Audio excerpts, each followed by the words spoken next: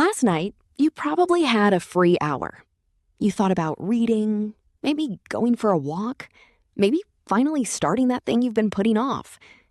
Instead, you opened your phone, and somehow, an hour disappeared. It didn't even feel like a decision. It just happened. Nothing terrible happened, but here's the strange part. Nothing changed either. And that's exactly how the comfort trap works. Not with one big mistake, but with hundreds of tiny choices that feel completely harmless. Most people think the opposite of growth is fear. It isn't. It's comfort. Because fear at least tells you something matters. Comfort asks nothing from you. It whispers, "Stay here. Tomorrow is fine. You've earned a break." The scary part? It's usually right. You probably have earned a break. That's why the comfort trap is so difficult to notice. It's disguised as self-care, as being realistic, as waiting until you're ready. And before you realize it, months have passed. Here's something most people never notice. Comfort doesn't stay the same size. It grows. Psychologists know that our brains repeat whatever keeps us safe. Every time you avoid uncertainty, your brain learns a lesson. Good choice. Nothing bad happened. So next time, it avoids a little more. This is what I like to call comfort inflation. The things that felt uncomfortable last year become terrifying today. First, you avoid speaking in front of 20 people. Then you avoid speaking in front of 5. Eventually, even making a phone call feels exhausting. The activity didn't become harder. Your world became smaller. Think about how many things in your life happen on autopilot. You watch the same creators, listen to the same playlist, order the same meal, walk the same route, sit in the same seat, talk to the same people. None of those choices are bad. The problem is when all of them become predictable. Because every familiar choice teaches your brain the same lesson. This is where we survive. Anything outside that must be dangerous. And that's the hidden cost of comfort. It doesn't just change what you do, it changes what you believe you're capable of doing. One skipped opportunity doesn't become a memory, it becomes evidence.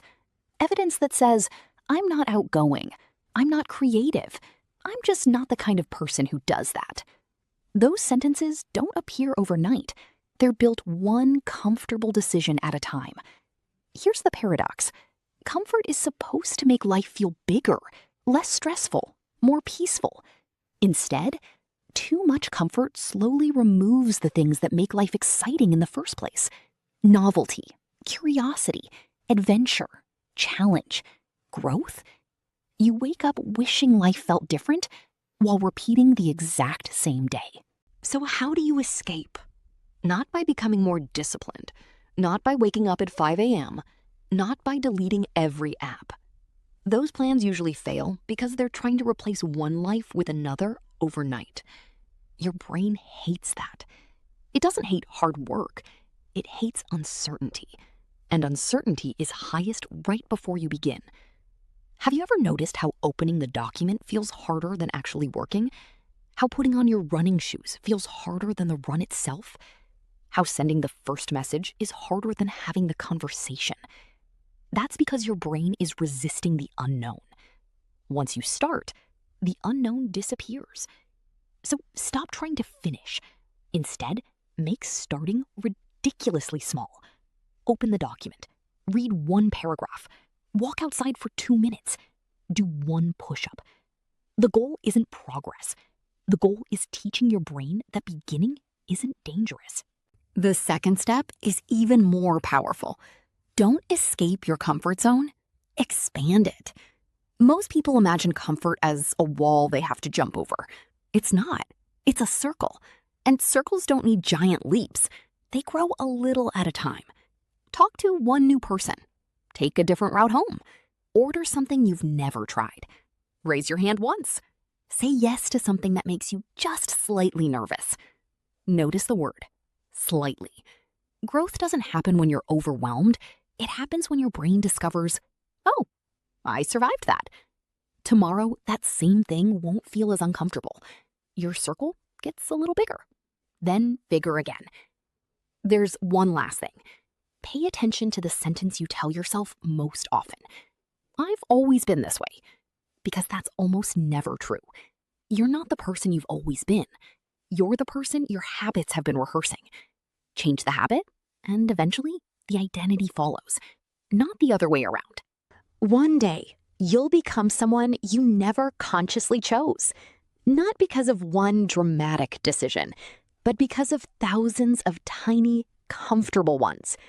So, the next time you catch yourself choosing what's easiest, don't ask, how do I change my life? Ask something much smaller. What would make my world 1% bigger today? Because comfort doesn't ruin your life overnight. It simply shrinks it until one day you mistake that smaller world for all that's possible.